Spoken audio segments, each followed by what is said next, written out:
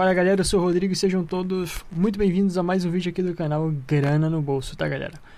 Pois é, tá galera, olha só a observação que a CNBC, pra quem não conhece, a CNBC é uma rede de canais, uma TV, uma televisão fechada, um canal de televisão fechado lá dos Estados Unidos, e um apresentador falou o seguinte: não compre Bitcoin, criptomoedas vão entrar em colapso, tá? E tipo, volta e meia eu vejo essas declarações dizendo que o Bitcoin morreu, isso desde a sua criação, desde antes de eu passar a acompanhar criptomoedas, passar a me inteirar sobre isso, sempre tinha esse discurso de que Bitcoin nunca vai levar a nada e sempre está atingindo aí, quando atinge algum recorde, sempre atinge aí um recorde máximo, tá? Sempre acaba superando aí o seu recorde anterior. E o seguinte, nessa publicação aqui, ele fala que os investidores cometem erros, que acabam investindo aí em criptomoedas como Bitcoin, Ethereum, Litecoin, Ripple, e que essas moedas não sobreviverão no futuro próximo, que isso aí é uma modinha passageira, só que essa modinha aí já tem mais de 10 anos, tá galera? Pelo menos pro Bitcoin. Outras criptomoedas e altcoins são um pouco mais recentes, mas a gente vê aí que o Bitcoin continua bem sólido no mercado. E aí algumas pessoas me falam: ah, Rodrigo, mas eu sempre vejo essa notícia e já tá enchendo o saco da ênfase nesse tipo de coisa.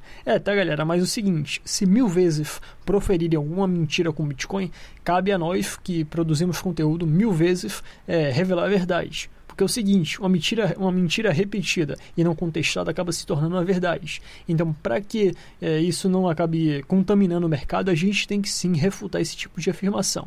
E aí o cara dá como tipo de sustentação ao argumento dele o fato de que criptomoedas não geram dinheiro, tá? Que futuramente aquilo não vai te gerar um tipo de valor, coisa que te geraria, segundo ele, aluguel de imóvel ou então investimento em ações, que poderia ser algo mais confiável e mais estável.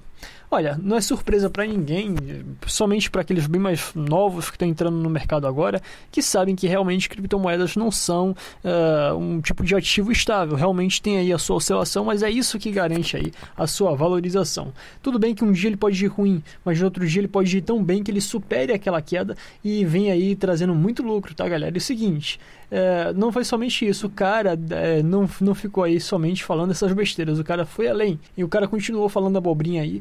Ele comparou o Bitcoin com a televisão, quer dizer, o cara trabalha para um tipo de televisão e critica a própria TV, né? Mas continuando aqui, ele falou o seguinte, que a Google e a Apple disseram que, isso anteriormente, que a televisão seria o futuro, que teriam muitas pessoas ali dando audiência, e que com o tempo mostrou que aquelas pessoas todas não estão dando audiência para a TV, que a internet veio aí e revolucionou. Nesse caso aqui, fazendo essa analogia, essa comparação, o Bitcoin tem o papel da internet em relação aos bancos. Enquanto os bancos são a televisão, o Bitcoin é a internet. Outra coisa, tá? Mesmo que o Bitcoin fosse a televisão, mesmo que fosse o contrário, mesmo assim não morreria, porque essa conversa aí é antiga. Diziam também que o rádio ia acabar quando a televisão surgiu, dizia que os jornais iriam acabar quando o rádio surgiu, e nenhuma dessas mídias acabaram, simplesmente se adaptaram, diminuíram bastante, mas não morreram. A gente vê aí o jornal que tem séculos e continua esse meio de comunicação até hoje. A televisão vai ser a mesma coisa.